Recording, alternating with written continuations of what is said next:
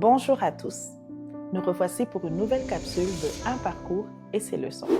Sujet du jour, ce n'est pas parce qu'on sait qu'on doit avoir le dernier mot.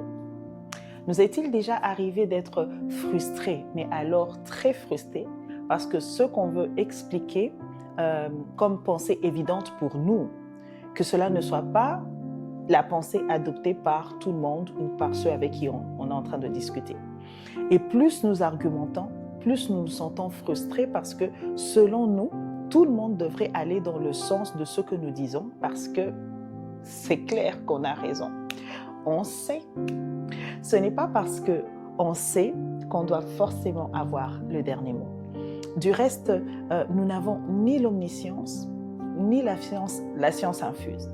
Et avec un peu de recul et d'humilité, on réaliserait même peut-être que les avis des autres peuvent ne pas être si erronés que ça. Peut-être même qu'ils nous complètent, qu'ils enrichissent notre savoir. Parfois même qu'ils disent la même chose que ce qu'on dit, mais avec d'autres mots qu'on ne peut cerner que si on prend le temps de les laisser s'exprimer à leur tour et présenter leur point de vue.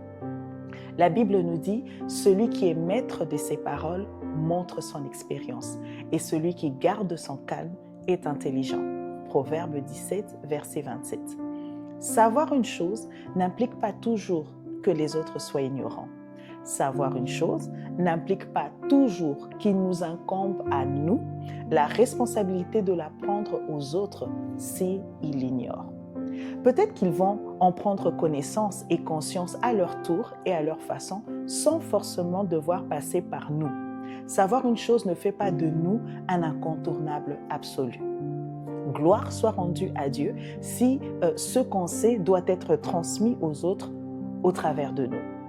Si cela doit être le cas, ma prière est que Dieu nous aide et nous équipe de sagesse et d'humilité pour savoir comment transmettre ce savoir. Mais cela n'est pas systématique. Il peut également arriver que ce qu'on sait n'est pas à être transmis aux autres ou à autrui par nous. Peut-être qu'ils vont l'apprendre par d'autres gens comme nous l'avons dit plus haut. De ce fait, nous n'avons pas toujours à avoir le dernier mot. Et si nous apprenions à nous mettre aussi sur le banc des élèves pour écouter? Et si nous prenions le temps d'apprécier l'apport que les autres ont également à faire dans notre vie? Si nous prenions le temps d'apprendre des autres, cela ne réduirait en rien, cela ne réduirait en rien notre savoir. Au contraire, on n'en sortirait que plus enrichi et moins frustré. Il va sans dire qu'il ne sert à rien non plus d'argumenter pour argumenter, cherchant à tout prix à avoir raison face à une personne qui, foncièrement, est hostile à tout échange et qui s'entête à défendre une voie contraire à la parole de Dieu et contraire à nos valeurs, à notre éthique. Évite les bavardages profanes, car ceux qui s'y livrent avanceront toujours plus dans l'impiété. 2 Timothée 2, verset 16.